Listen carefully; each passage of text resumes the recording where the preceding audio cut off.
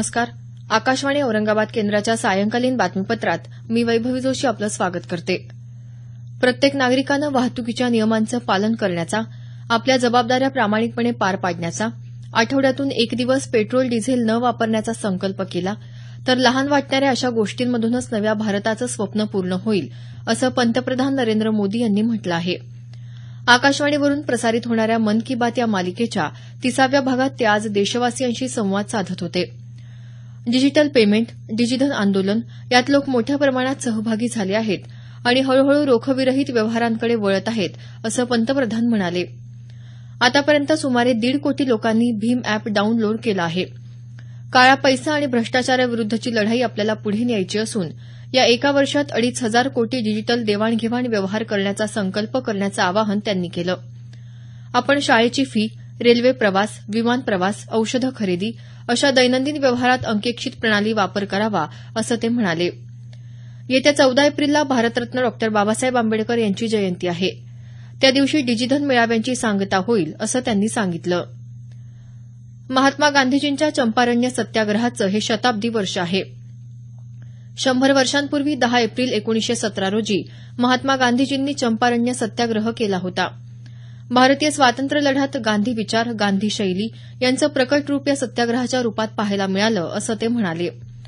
चंपारण्य सत्याग्रह म्हणजे अशी घटना होती ज्यात महात्मा गांधीजींचं संघटन कौशल्य, भारतीय समाजाची नाडी ओळखण्याची शक्ती, ब्रिटिश राजवटीविरुद्ध गरीबातल्या गरीब अशिक्षित व्यक्तीला संघर्ष करण्यासाठी संघटित करणं, प्रेरित करणं, लढण्यासाठी मैदानात आणणं या सगळ्या अद्भुत गुणांचं दर्शन घडतं, असं पंतप्रधान म्हणाले. भारतातल्या सामान्य माणसाच्या अपार शक्तीला स्वातंत्र्य आंदोलनाप्रमाणे स्वराज्याकडून सुराज्याकडे या प्रवासासाठी वापरताना 125 कोटी देशवासियांच्या संकल्पाची शक्ती, परिश्रमाची पराकाष्ठा, सर्वजन हिताय सर्वजन सुखाय हा मूलमंत्र घेऊन देशासाठी, समाजासाठी काहीतरी करून दाखवण्याचा निरंतर प्रयत्नच स्वातंत्र्यासाठी प्राणांची आहुती देणाऱ्या महापुरुषांच्या स्वप्नांना साकार करेल, असं पंतप्रधान म्हणाले. 125 कोटी देशवासियांची बदल घडवण्याची इच्छा, प्रयत्न यामुळेच नव्या भारताचा, न्यू इंडियाचा पाया घातला जाणार आहे, असं त्यांनी नमूद केलं. न्यू इंडिया हा सरकारी कार्यक्रम किंवा कोणत्याही राजकीय पक्षाचा जाहीरनामा नसून 125 कोटी देशवासियांना केलेलं आवाहन आहे, असं त्यांनी सांगितलं. लक्षावधी लोक निस्वार्थ भावनेनं त्यांच्या व्यक्तिगत जबाबदाऱ्यांच्या पलीकडे जाऊन समाजासाठी, शोषितांसाठी, पीडितांसाठी, गरिबांसाठी काही ना काही करताना दिसतात. एखाद्या मूकसेवकाप्रमाणे जणू तपस्या करावी, साधना करावी त्याप्रमाणे काम करतात.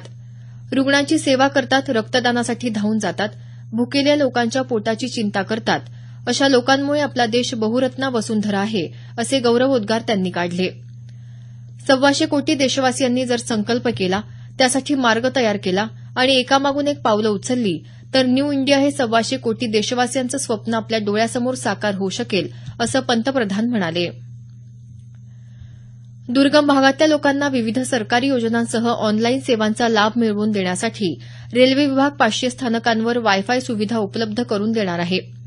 रेल वायर साथी नावाच्या या उपक्रमाअंतर्गत अंमलात येणाऱ्या या सुविधेमुळे ऑनलाईन बँक व्यवहार, विमा योजना, रेल्वे आणि बससाठी तिकीट सुविधा तसंच मुक्त विद्यापीठांसह अन्य सेवा उपलब्ध होतील. सर्व मोबाईल फोन धारकांना लवकरच आधार कार्डनुसार ओळख पडताळणी करावी लागणार आहे. सर्व ग्राहकांची ओळख पटवण्यासाठी ही प्रक्रिया पार पाडण्याचे निर्देश सरकारनं दूरसंचार कंपन्यांना दिले आहेत. देशात सध्या सुमारे 100 कोटीहून अधिक मोबाईल फोन धारक आहेत.